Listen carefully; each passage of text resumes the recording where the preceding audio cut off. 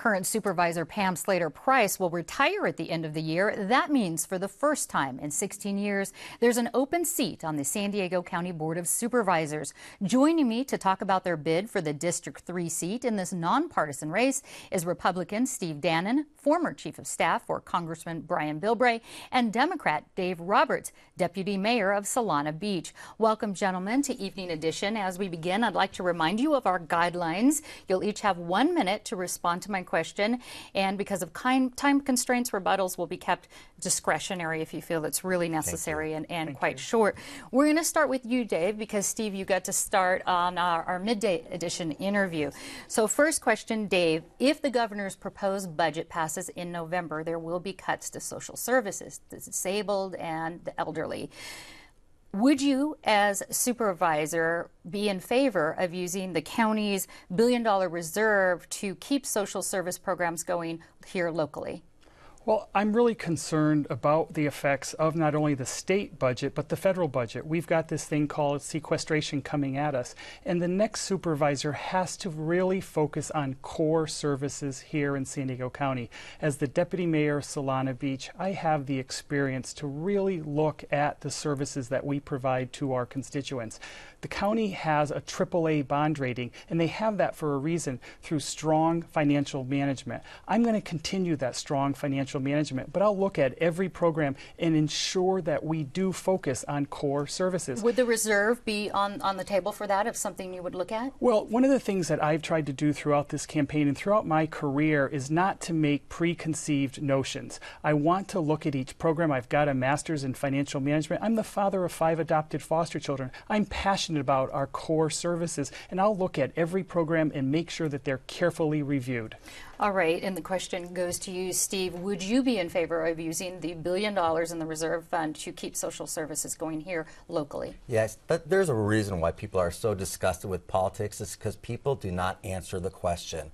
I'm going to answer it. Yes, we need to look at it. I've been endorsed by Father Joe Carroll, and the reason why is when the market went south in 2008, a lot of people were laid off of work. We have nearly 1 in 10 San Diegans out of work, closer to 15 because a lot of people fell off the rolls. We have 1 in 6 San Diego County families that are living below the poverty line.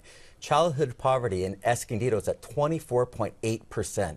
The county is the safety net. Absolutely, we need to take a look at it. We need to maintain the strong credit rating, but it is a rainy day account, and I'm proud to have Father Joe Carroll's support and endorsement in this campaign, because we got to take care of those who cannot take care of themselves. Okay, and Dave, let's talk money a little bit more specifically. Each supervisor gets now $1 million a year discretionary fund to invest or use improvements in their district. Now, critics have called this a slush fund. Do you support having this discretionary fund? And if you do, how would you use it? Well, first of all, I think it's a misnomer. This is not a discretionary fund. Each supervisor tries to look at the programs that are valuable to their district, programs that serve veterans, abused women, that are for our libraries, our animal shelters, for the arts and culture. These are critical programs. The San Diego County Taxpayers Association and the grand jury have reviewed these programs over and over again. They have not recommending abolishing them as long as they're done in an open and transparent fashion with a majority of support of the county board. That's what I think is critical. 3 members of the board have to approve each program that is approved overall. And I'm for making more, if there are ways to make it more open and transparent, I will work on that. All right. And Steve, discretionary funds, you have some ideas on that. Yes, this is a very clear difference between myself and my opponent, Dave, here. I oppose the $5 million slush fund. I support an ethics commission. The fact that any one supervisor could dole out public taxpayer dollars to art and entertainment groups in returns for free tickets and gifts, including a 2-week all-expense-paid vacation to Vienna, Austria, is dead wrong. I support a citizens commission where every public group could be publicly vetted so we could bring transparency for the process. I strongly believe the funds need to be reinvested, but not at the discretion of one supervisor. And Dave, you're being a little naive, because how it is a wink and a nod. You know what, Supervisor A? I'll support you if you support my projects. Those days need to come to an end. We need to bring transparency for this project. Okay, Steve, let me start with you for this next question.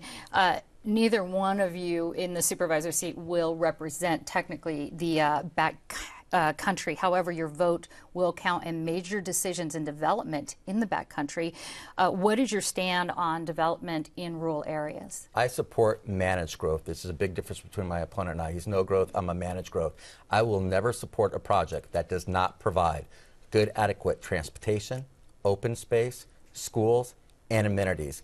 For anybody today in 2012 to forecast what our needs will be in 2050 is being a little ignorant.